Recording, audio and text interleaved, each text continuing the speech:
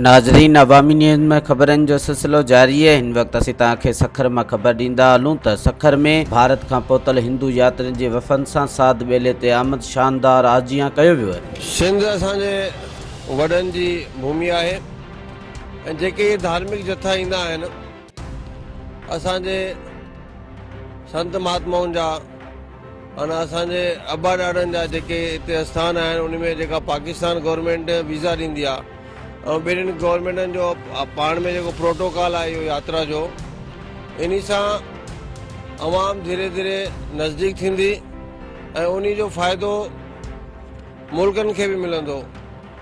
ऐं असांजे जथे जो जेको मक़सदु आहे उहो सिर्फ़ु हिकु ई आहे कि पाण में अवाम भाइपी रखूं, पंहिंजे पंहिंजे मुल्क जी तरक़ी जे लाइ, बहितरी जे लाइ अहिड़ा क़दम खणंदा रहूं। बीमारियूं या वायरस सामाजिक दूरी ते एहतियात ठीकु आहे, पर आख़िर सामाजिक मिलन सां ऐं जंहिं महिल आत्मिक ख़ुशी थींदी, उत्साह थींदो त बीमारियूं रोग बि ख़तम थी वेंदा नी, हिम्मत वधंदी आहे। बस सिंध जी धरती खे सदाईं सिक मिलंदी आहे, प्यार मिलंदो आहे, इहो सदाईं मिलंदो रहे। सिंधु दरिया जो दर्शन थिए, उनजे जल खे असां अर्पण करूं, उनमें झंडा लगायूं, बस इन शुभकामनाएं सां सदाईं इहो प्यार मिलंदो रहे।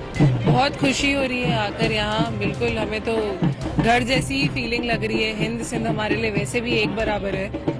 बस सिंध के लोगों के साथ मिलना कर हमारे लिए वैसे ये पहली बार है, पहली बार आई हूँ मैं, लेकिन इस बार सबका प्यार देख के लग रहा है हर साल आना चाहिए मुझे। बहुत अच्छा लग रहा है। यहाँ आके पहली बार आए हैं पर बहुत मजा आ रही है। यहाँ के लोग इतने प्यारे हैं, सब इतने अच्छे से हमसे मिल रहे हैं जैसे हमको बहुत पहले से ही जानते हैं, पर मजा आ रही है हमें। बहुत अच्छा लग रहा है, बहुत मजा आ रहा है। बहुत अच्छी प्लेस है पाकिस्तान, सबका बहुत प्यार मिल रहा है। मकसद इहो है कि असां सभई आयूं ही इंसानियत जा पुजारी ऐं शल पाण सब सिंधु दरिया जे बैंक ते आयूं। ईश्वर सां प्रार्थना करूं था, अल्लाह ताला सां प्रार्थना करूं था इहो प्रेम सदाईं बढ़ियल हुजे। असां पहिरियों भेरो आया आहियूं इंडिया खां। वाघा बॉर्डर क्रॉस करे जॾहिं आयासीं त मन में ॾाढियूं कुझु शंकाऊं हुयूं, कीअं हूंदो छा हूंदो, पर हिते अची करे असांखे जेको सिक प्रेम ऐं हुब मिलियो आहे उहो असां कॾहिं ज़िंदगीअ में भुलाए न सघंदासीं। हिते अची ईअं थो महसूसु थिए त असांजो जनम ई हिते थियो आहे। ॼण असांजे वॾनि जी कर्म भूमि आहे, असां ॼावल हिंदुस्तान जा आहियूं, पर हिते अची लॻी रहियो आहे त असांजो ई जनम हिते थियो आहे।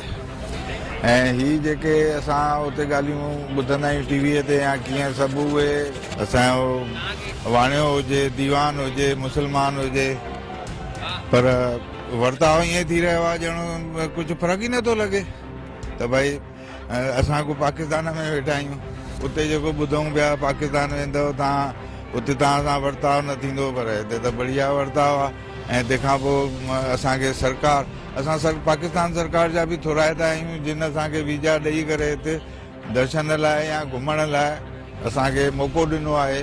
सिंध जी धरती पीरनि फ़क़ीरनि जी धरती, सिंधु सभ्यता जी धरती, एॾा वॾा शाइर थिया, एॾा सुठा गीत लिखिया विया जेके अॼु ताईं हली रहिया आहिनि। मुंहिंजा जेके फ़नकार आहिनि उन्हनि खे बि असां ॿुधंदा रहिया आहियूं। KTN जे माध्यम सां असां थैंक्स कयूं था KTN TV खे बि।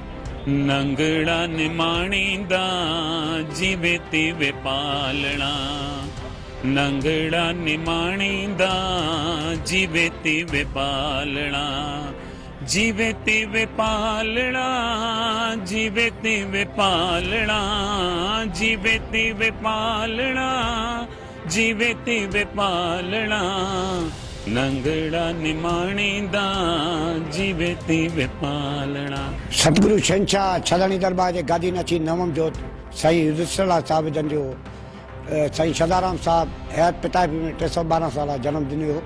उन सिलसिले में हर साल जो जेको जथो आहे हर साल ईंदो आहे, पर हींअर 7 ॾींहंनि जी यात्रा ते आहे। हूअं हुनजो जथो 12 ॾींहं हूंदो आहे, पर हाणे 5 ॾींहं कटिजी विया आहिनि, 7 ॾींहंनि जो जथो आहे जेको हर साल साधू बेला में बाबा बरखणी महाराज ऐं सतगुरु शहंशाह साईं सदाराम साहिब जे हिते मूर्ति आहे, उनजो दर्शन करण लाइ यात्री जेके 44 ॼणनि जो वफ़द आहे भारत खां अॼु सखर पहुची रहियो आहे।